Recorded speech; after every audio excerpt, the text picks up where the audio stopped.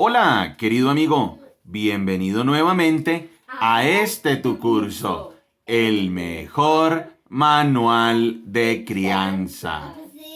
Estamos como familia nuevamente reunidos frente a este libro, la Biblia. La Biblia es el mejor manual de crianza y además es el mejor manual de vida para todas las personas en todas las etapas de sus vidas. Estamos en esta maravillosa serie que hemos titulado Vida Práctica. Estamos analizando las 14 evidencias que demuestran que tenemos fe verdadera y sabiduría verdadera. Recordemos que esta serie es muy importante para evitar el autoengaño. Recordemos que hay muchas personas que nos podemos autoengañar creyendo que tenemos fe.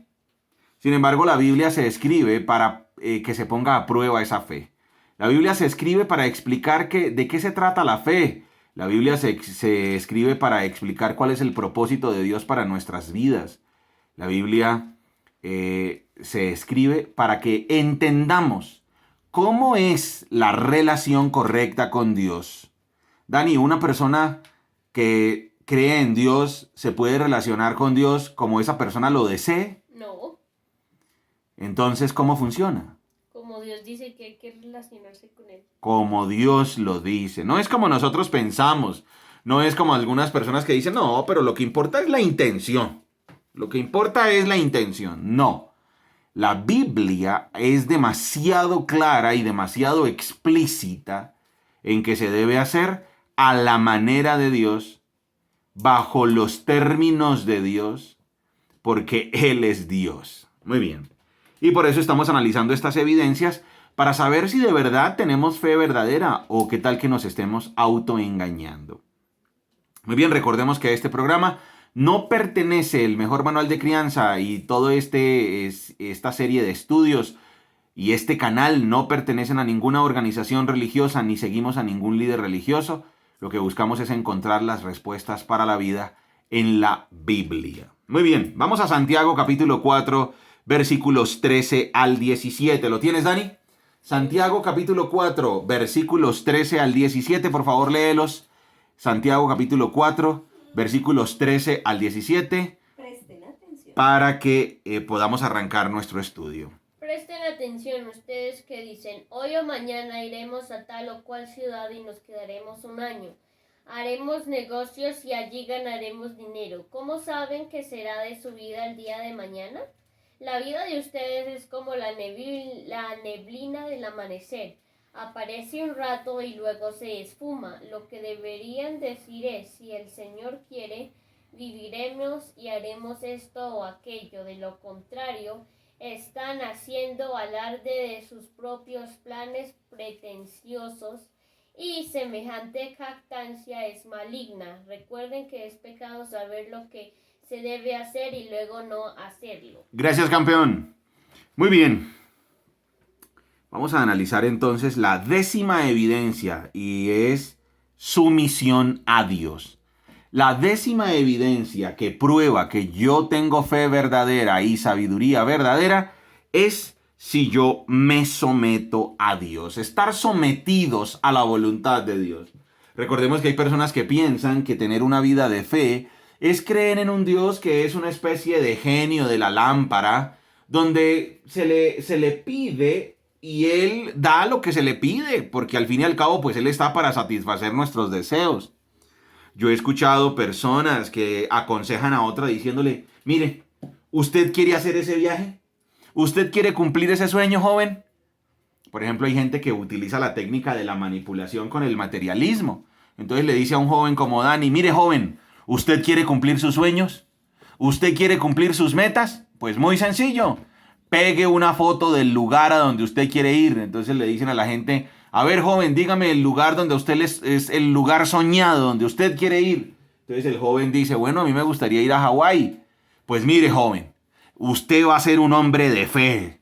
Hágame un favor, coja y tómele o descárguese de internet unas buenas fotos de Hawái, péguelas en una pared, coloque la fecha en la que usted va a ir y usted reclámele a Dios y pídale a Dios por fe que usted va a ir a Hawái.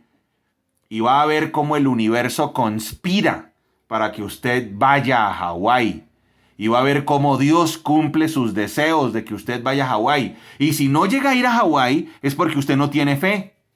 Y si no llega a ir a Hawái es porque a usted le falta fe. Oh. Qué tergiversación tan grande de la fe. Pues al menos no es la fe de la Biblia. La Biblia es todo lo contrario.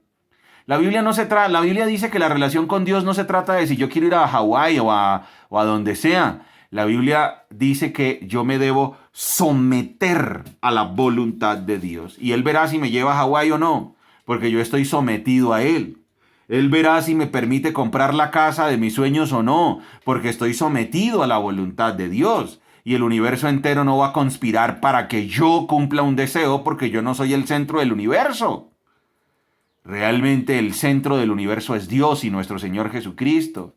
Realmente todo existe por Él y para Él. Y entonces fíjense por qué debemos analizar muy bien esta serie para saber si tenemos fe verdadera y confianza verdadera. Porque es muy fácil desviarse de la verdad. Es muy fácil desviarse hacia la mentira, hacia la egolatría, el egoísmo, el egocentrismo, donde yo soy el centro del universo. Y por eso quiero que recordemos nuevamente la lista completa de cuáles son aquellas evidencias que demuestran que yo tengo fe y sabiduría verdaderas. Evidencia número 1, el nuevo nacimiento. Evidencia número 2, perseverar en medio del sufrimiento. Evidencia número 3, vencer la tentación. Número 4, obedecer la Biblia. Número 5, amar sin favoritismos. Número 6, las buenas obras. Número 7, controlar la lengua. Número 8, la humildad. Número 9, la separación del sistema pecaminoso. Número 10, la que vamos a estudiar hoy, la sumisión a Dios. Número 11, la paciencia, soportarla con perseverancia. Número 12, la verdad, hablar con verdad. Número 13, la oración. Y número 14, restaurar al caído. Y por eso tenemos aquí como evidencia número 10, la sumisión a Dios. Dani leyó, presten atención, miren, el versículo es muy explícito. Versículo 13, presten atención ustedes que dicen hoy o mañana iremos a tal cual ciudad y nos quedaremos un año, haremos negocios allí y ganaremos dinero. ¿Cómo será? ¿Cómo saben qué será de su vida el día de mañana? O sea, aquí lo que está diciendo el autor es no tengan esas jactancias, esas pretensiones egoístas, ese orgullo, como si nosotros fuéramos los dueños de nuestra propia vida, como si nosotros fuéramos los que dirigiéramos nuestro propio destino. Esa prepotencia donde yo soy el centro de la experiencia, donde yo soy el que controlo mi vida. Ay. La fe verdadera entonces no es actitud positiva, la fe verdadera no es optimismo. Claro que hay que tener actitud positiva, claro, hay que tener una actitud positiva frente a la vida. Claro que hay que ser optimistas, claro que hay que ser optimistas, hay que esperar que todo viene mejor, que nos va a ir bien. Pero la fe bíblica es someternos a Dios. Vivir alejados de la voluntad de Dios, haciendo nuestros planes a nuestra manera, viviendo con nuestras percepciones, nuestros planes, confiando exclusivamente en nuestra pericia, es un grave error. A eso es lo que está haciendo énfasis o lo que está haciendo referencia el autor de la carta a Santiago en el capítulo 4, versículo 13. Está diciendo, presten atención ustedes que dicen hoy o mañana iremos a tal o cual ciudad y nos quedaremos un año, haremos negocios allí y ganaremos dinero. El autor está diciendo, ojo, usted con sus pretensiones que hace planes diciendo, ay mira, ¿sabes qué? Mañana vamos, compramos los tiquetes, nos vamos para esa ciudad, vamos a hacer negocios allá, vamos a durar un año en ese negocio, vamos a ganar dinero y vamos a ganar tanto dinero y vamos a hacer el negocio y el negocio va a salir bien como lo esperábamos, vamos a hacerlo. O sea, y está haciendo unos planes confiando en la pericia humana y está haciendo unos planes sin tener en cuenta a Dios. Eso es lo que el autor está diciendo, a lo que está llamando la atención. Nuestra visión de la vida es muy corta. El único que conoce el futuro es Dios. O sea, nosotros no tenemos ni idea de lo que va a pasar mañana. No sabemos si mañana va a haber un terremoto, no sabemos si mañana va a haber un tsunami, no sabemos si mañana va a ocurrir algún tipo de catástrofe, no sabemos si mañana va a venir una epidemia, no sabemos si mañana vamos a estar con vida. No lo sabemos. No lo sabemos. No es solo una frase y ya, cuando alguien dice, ay, yo voy a confiar en Dios, con la ayuda de Dios, en nombre de Dios, no es solo una frase y ya, no es una muletilla, porque hay gente que dice, ay, de verdad que la Biblia dice que hay que decir todo en el nombre de Dios. Entonces es el mismo plan, pero al final se le coloca la muletilla con la ayuda de Dios. Entonces es igualito. O sea, entonces llega la persona y dice, bueno, mañana vamos a comprar los tiquetes, nos vamos para tal ciudad, vamos a vivir allí un año, vamos a hacer negocios y vamos a ganar tanto dinero y esperamos ganar ese dinero y vamos a hacer eso y eso va a salir bien. Ay, bueno, con la ayuda de Dios, si Dios quiere. Pero no lo dicen con una actitud de sumisión absoluta a Dios, sino lo dicen como una muletilla. Oye, vamos a hacer el viaje, ¿no? Si Dios quiere. Es una muletilla. Pero no es una actitud de sumisión absoluta a Dios. Vamos a leer nuevamente los versículos 13, 14 y 15. Presten atención, ustedes que dicen hoy o mañana iremos a tal o cual ciudad y nos quedaremos un año, haremos negocios allí y ganaremos dinero. ¿Cómo saben qué será de su vida el día de mañana? La vida de ustedes es como la neblina del amanecer, aparece un rato y luego se esfuma. Lo que deberían decir es, si el Señor quiere, viviremos y haremos esto o aquello.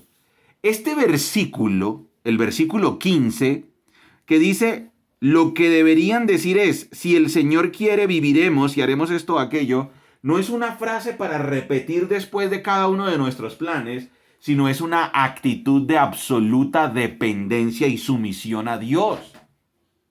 O sea, si yo digo, bueno, queremos como personas, como individuos, irnos a esta ciudad, hacer negocios allí, ganar dinero, vamos a estar un año allá, vamos a hacer empresa allá y tenemos estos planes, estos y estos y estos. Lo primero que debemos hacer es ir en oración y decir, Dios, ¿eso es de verdad lo que tú quieres? O sea, ¿eso es de verdad lo que tú tienes para nuestros planes? Y si no es, por favor, cambia nuestros planes. Y si no es, por favor, ayúdanos. Y si no es, por favor, ilumínanos. Si no es, por favor, cierra esa puerta y que se abran otras, las que tú consideres. Pero la fe no es, bueno, vamos y porque, ay, métale fe que eso va a salir, hágale que eso va a salir, hágale, póngale fe. No. Con la ayuda de Dios eso sale. No. Es someternos 100% a la voluntad de Dios, estar en dependencia absoluta de la voluntad de Dios. Miren el versículo 16. Leo desde el 15. Lo que deberían decir es, si el Señor quiere, viviremos y haremos esto o aquello. De lo contrario, están haciendo alarde de sus propios planes y semejante jactancia es maligna. Miren lo que estamos haciendo cuando nos alejamos de Dios. Alardear. Alardear, esa persona que habla y que quiere que todo el mundo la vea y que se pavonea con su orgullo y con su egolatría y con su egocentrismo, que quiere que todo el mundo la adule o la halague, esa persona que muestra sus logros con sus propios esfuerzos. Y la palabra de Dios está diciendo, no hagan eso, porque eso es alardear de sus propios planes. No hay cosa más terrible que alardear de nuestros propios planes. No hay cosa más terrible que alardear de nuestra propia capacidad. No hay cosa más terrible que alardear de lo que nosotros supuestamente podemos hacer por nosotros mismos. Ojo, porque eso es demasiado terrible y demasiado peligroso. Nosotros lo que debemos hacer es depender exclusivamente de la voluntad de Dios y de la soberanía de Dios. Eso es egolatría. Miren lo que dice el versículo 16. De lo contrario, están haciendo alarde de sus propios planes y semejante jactancia es maligna. Alardear, egolatría, eso es sacar a Dios de nuestros planes. Eso es vivir a nuestra manera, con total indiferencia de la voluntad de Dios y con total indiferencia de la soberanía de Dios. queremos aclarar, mi querido amigo que nos estás escuchando, que la Biblia no enseña que Dios está para cumplir nuestros deseos. La Biblia enseña que Dios es soberano y Él es el que dirige nuestros pasos, y Él es el que nos guía, y Él es el que nos muestra a dónde ir, qué decir, cómo vivir, y nosotros debemos estar sometidos 100% a su voluntad. Pero ¿cómo encontrar la voluntad de Dios? Para encontrar la voluntad de Dios, la Biblia nos da bastantes pasos que ya hemos visto en este curso, el mejor manual de crianza. Recordemos que ya hemos estudiado Primera de Juan, Mateo, Marcos, Lucas, Juan, Hechos de los Apóstoles, Romanos, Primera y Segunda Carta a los Corintios, Gálatas, y ahora estamos con Santiago. Hemos estudiado entonces 11 libros de las Sagradas Escrituras, y aparte de eso hemos ya leído Efesios, hemos leído Primera y Segunda de Pedro, Primera y Segunda Carta a los Tesalonicenses. Y en todos esos libros que hemos estudiado aquí en el mejor manual de crianza, encontramos que la voluntad de Dios se conoce primero por las Sagradas Escrituras. Entonces hay un tema en las decisiones que ustedes y yo tomamos que tiene que ver con la moral. Un ejemplo, yo no tengo que preguntarle en oración a Dios cosas como: Dios, ¿será que me conviene montar ese casino? A ver, eso yo no tengo que preguntárselo a Dios, porque obviamente Dios va a decir que no. Porque Dios no aprueba los casinos, porque la Biblia claramente enseña que ni la estafa, ni la usura, ni la adicción, ni los vicios, ni la holgazanería, Él los aprueba, Él detesta eso, y eso es lo que rodea el ambiente de un casino. ¿Qué tal yo preguntarle a Dios: Dios, ¿será que es tu voluntad que yo monte un negocio donde vamos a vender cerveza para que la gente la pase rico y se emborrache? Pues obviamente la voluntad de Dios es que no. O sea, ¿cómo voy yo a montar un negocio de venta de trago? ¿Qué tal decirle: ay Dios, pues ese negocio de tener una discoteca es un buen negocio? Una botella de trago que uno la compra a 5,000 pesos, la vende en 100,000. Uy Dios, mira, esa es una oportunidad que tú me bendices. Y yo de paso, pues de una vez le doy la ofrenda a los pobres, a los necesitados. Ay, ¿cómo no? La Biblia no aprueba la embriaguez, por ejemplo. Y entonces, ¿cómo voy a montar yo un negocio donde voy a vender trago si Dios detesta la embriaguez? Entonces hay cosas, para conocer la voluntad de Dios, hay cosas que en la Biblia son muy explícitas. Pero hay cosas que no son explícitas. Como por ejemplo, Dios, me voy a ir a vivir a otra ciudad. Eso no es explícito. Porque la Biblia no dice: vivirás en esta ciudad. No vivirás en esta ciudad. No. Ahí entonces necesitamos la otra parte en la que Dios nos habla. Y es que Dios nos habla a través de las señales que ocurren en nuestra vida. Dios nos va mostrando si las cosas salen, si no salen, si se cumplen, si no se cumplen, si unen a la familia, si no unen a la familia. Por eso yo tengo que preguntarme, en la decisión que yo voy a tomar, número uno, cuando yo voy a tomar esta decisión, estoy tomando una decisión que viola un mandamiento directo de Dios. Eso es lo primero que yo me debo preguntar cuando voy a tomar una decisión. ¿Estoy violando un mandamiento directo de Dios? Entonces, eso es lo primero que yo debo hacer cuando voy a tomar una decisión. Yo debo analizar, número uno, lo que yo voy a hacer viola la moral, viola un mandamiento directo de Dios. Por ejemplo, yo no tengo que preguntarle a Dios: ay Dios, pues yo ya no amo a mi esposa, esa señora está muy cansona, ya tantos años con esa señora, ya no tiene ni la misma figura ni nada. Dios, pero usted sabe que yo soy un hombre de buen corazón, y la vecina, pues ella sí está bien organizada, está joven ya, y pues ella me hace ojitos y ella me dice que me quiere, y pues yo también como que me estoy enamorando de ella. Entonces, Dios, ¿será tu voluntad que yo me vaya a vivir con la vecina? Pues obvio, no, porque estoy violando un mandamiento, estoy violando la moral. Entonces Dios me dijo a mí: usted no se va a separar de su mujer, usted va a ser fiel. Y por ejemplo, en el libro de Malaquías dice: estoy enojado con la nación, dijo Dios en el libro de Malaquías. Estoy enojado contra ustedes. Y mi ira se está dirigiendo contra ustedes porque ustedes están violando el pacto que hicieron con la esposa de su juventud. O sea que Dios odia, escúchenme esto, Dios odia que un hombre no cumpla la promesa que le hizo a la mujer de estar con ella por toda la vida, porque de malas, pase lo que pase, hay que cumplir esa promesa, a menos de que se violen ciertos principios a nivel moral. Pero si la esposa no está cometiendo ninguna inmoralidad, si la esposa está obedeciendo a Dios, si la esposa está haciendo lo que a Dios le agrada, yo no estoy autorizado para abandonarla, que porque supuestamente, como dicen algunos, ya el amor se enfrió o ya no es lo mismo que antes.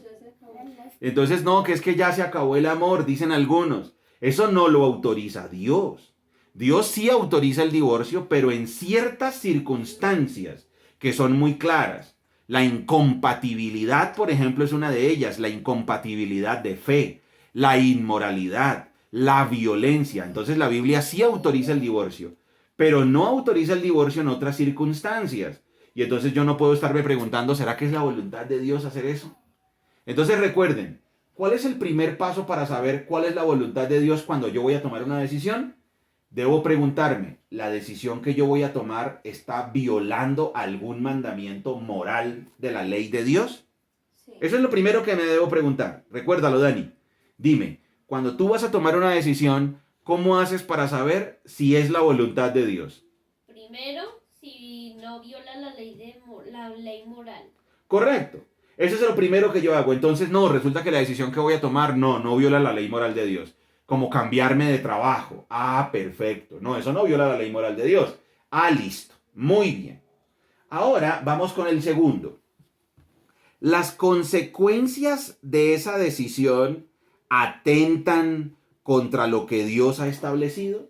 Eso también tengo que preguntármelo. Las consecuencias de esa decisión atentan contra algo que Dios haya establecido.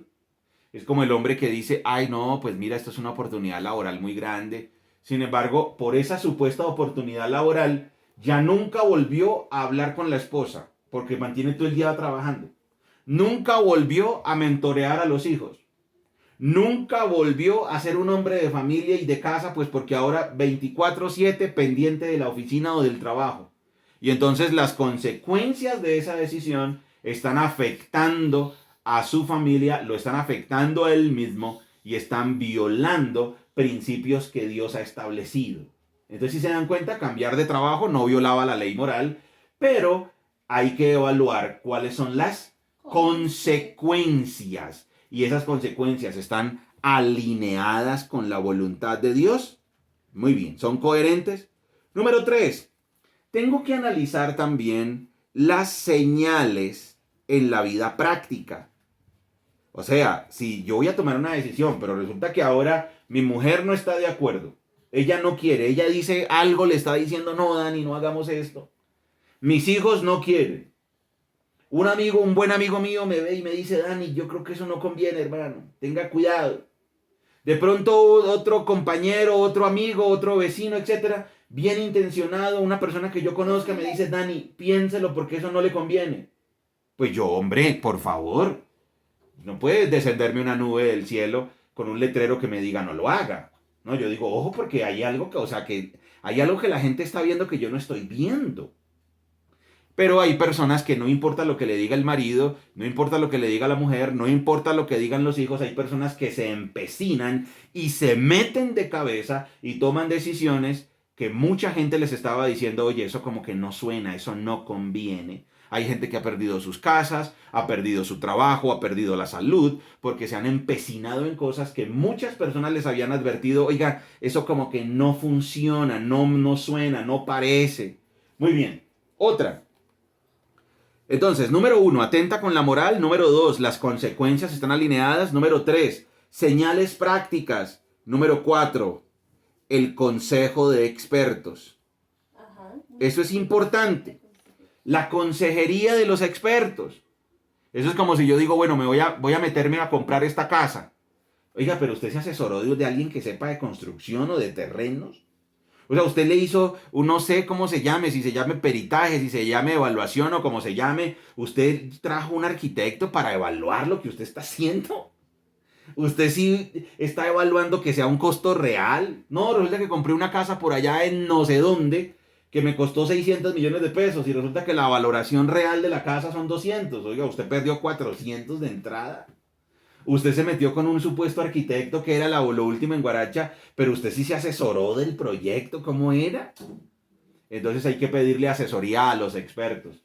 Hay gente que dice, ay no, yo no sé, pero yo le pedía tanto a Dios y yo no sé por qué perdí toda mi plata. ¿En qué la metió? En una pirámide. A ver, ¿usted se asesoró de algún asesor financiero que le dijera cuál era la viabilidad de hacer ese negocio?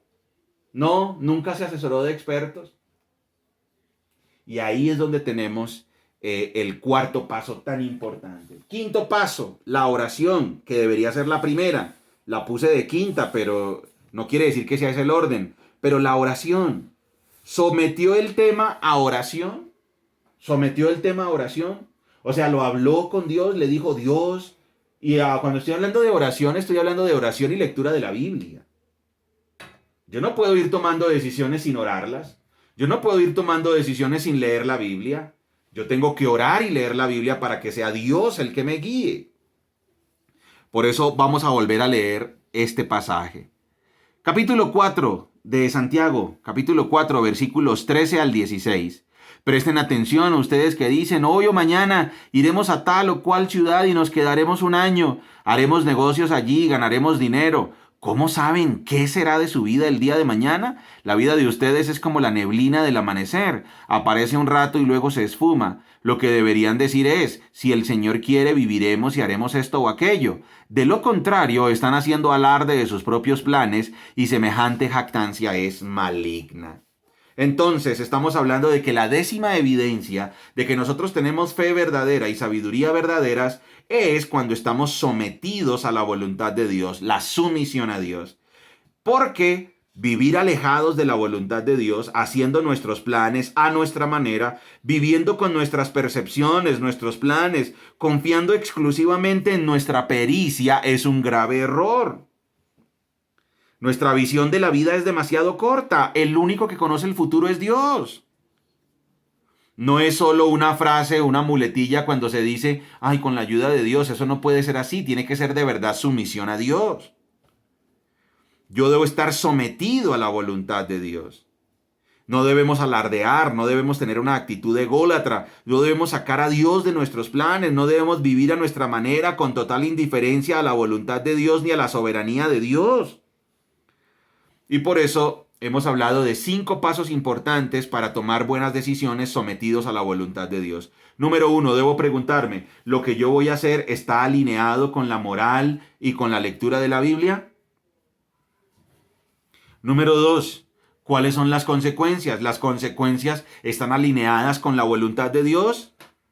Número 3, ¿cuáles son las señales prácticas?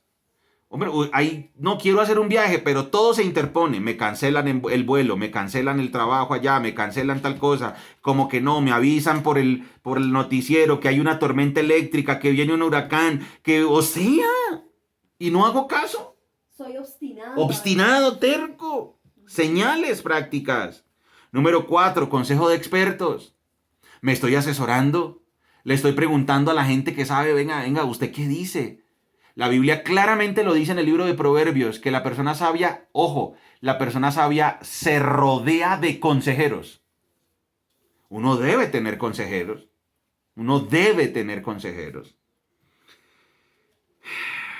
También está la oración como la base de todo. Y vamos ahora con el versículo 17. Recuerden que es pecado saber lo que se debe hacer y no hacerlo. Uy, eso es terrible. Ignorar la voluntad de Dios es terrible. Omitir, despreciar las instrucciones de Dios, su guía, su propósito, desechar sus mandamientos. Dani, por favor, vuelves a leer el versículo 17. Recuerden que es pecado saber lo que se debe hacer y luego no hacerlo. Recuerden que es pecado saber lo que se tiene que hacer y luego no hacerlo. Nosotros como familia, después de esta clase, después de este estudio bíblico, ya sabemos que cuando vamos a tomar una decisión, número 1, tenemos que evaluar la moralidad, tenemos que evaluar las consecuencias que estén alineadas con Dios, tenemos que evaluar las señales prácticas que se nos están presentando, tenemos que pedirle consejo a personas expertas, personas que sepan para saber si lo vamos a hacerlo bien o lo vamos a hacer mal. y tenemos que someter todo a oración constante para que sea Dios dirigiéndonos. Saber esto y no hacerlo es pecado. Saber que debemos depender de Dios y no hacerlo es pecado. Muy bien.